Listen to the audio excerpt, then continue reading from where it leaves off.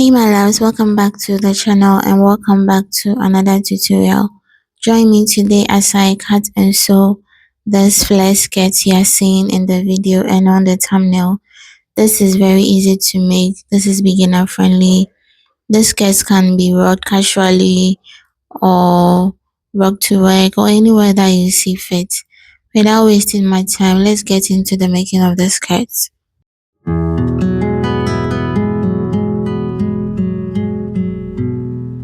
So for this tutorial, you'll be needing 3 yards of Ankara.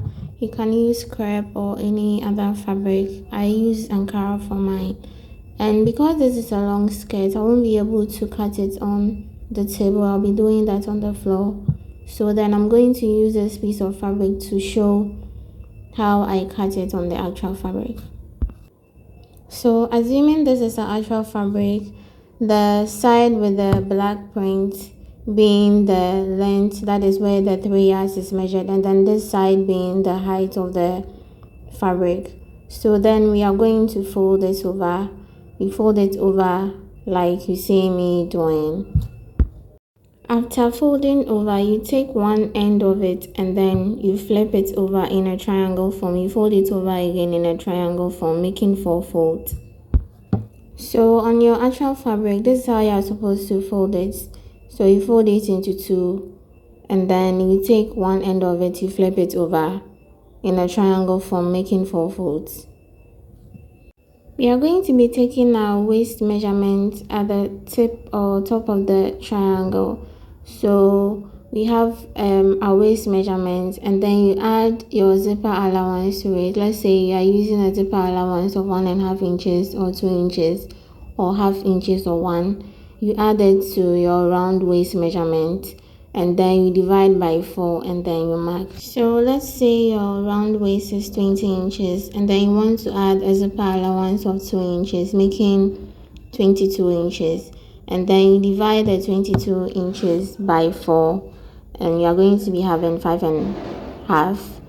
So that will be what you are going to mark for your round waist. So whatever that you had after you divided by 4, you are going to be using that to create a radius. So from the top, you are going to come down and then mark what you had after you divided by 4. After you are done marking, you have to measure to ensure that what you have is enough for your waist circumference and zipper allowance. If it's not enough, you can just go down a little by half and then you mark. So you have to do this to ensure you have your exact waist circumference with your zipper allowance, and then you can go ahead to mark your length. So for the length, we are going to be starting from the waist measurement mark and then we are going to be marking all the way around. So assuming the length of our skirt for this illustration is 12 inches, we are going to mark the 12 inches from one end to the other as you see me doing. Please do well to add your hemming allowance. You can add 1 inch or 2 inches and then after you are done you cut it out. So that will be all for the pattern of the skirt. So just in case you finish cutting and then one side or a side seems to be short of fabric, you can just you can attach a piece of fabric there and then you can just sew. So I'm done cutting on my main fabric and then I'll be going ahead to cut my band. I'm using this black fabric to do that. You can use the fabric you use for the skirt to do that, but then I chose to use this black fabric. So I measured round my waist and then I marked, but then if you are putting it on fold, you have to measure half of your waist. So I wanted a bigger band, so I used 4 inches for my waist. I'll be using ½ inch to attach the band to the waist of the skirt. So after I was done, I just cut it out and then I added a little bit of interfacing to the band to make it a little bit firm. So we are going to be attaching our waistband to the skirt. So then I went ahead to notch the center of my waistband and then I notched the center of my skirt as well. So from there we are going to be placing the notches together. So you place the notch of the band together with the notch of the skirt, and then you're putting the band on the right side of the skirt. So after putting them together, you're going to be pinning down. So you pin down from one side to the other as you see me doing. So after you are done pinning the band to the skirts, you'd have to go on to your sewing machine, and then you're going to stitch over the parts where we pinned. Now I was saying that when you cut the skirts and then there's a part that is short, you have to cut a piece of fabric and join. So I had a shortage on my skirt, so I just had to cut a piece of the fabric and then I joined it to where the material or the fabric was shortened, just as you see me doing. So I'll go ahead and then sew that one as I am sewing the band. So this is what I had after I was done attaching the band and sewing the part where there was a shortage.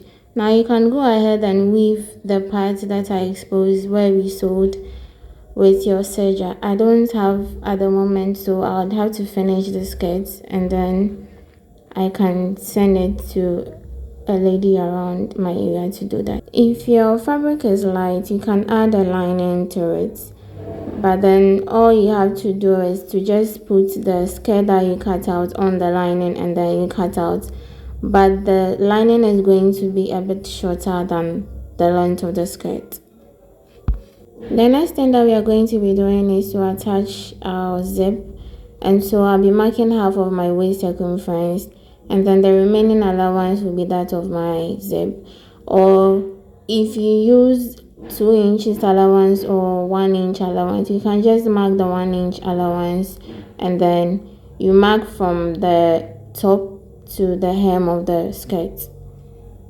So you're just going to mark where you want your zip to stop, or you can just put your zip from the waist and then you mark it down to where you want it to stop. So after doing that, we are going to be closing up the remaining part of the skirt and then we are going to be attaching our zip on our sewing machine. So after attaching the zip, this is what we had. We are going to be opening up the part where we fix the zip, the center of it, and then we are going to be ironing it down so that it lies down flat. So the next thing that we are going to do is to hem the skirts.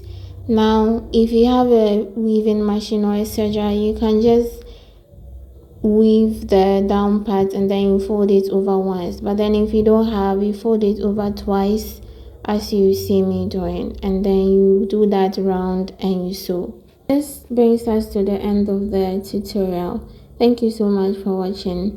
Please do well to subscribe, like and leave a comment in the comment section if there's anything you want clarity on. See you all in my next video. Bye.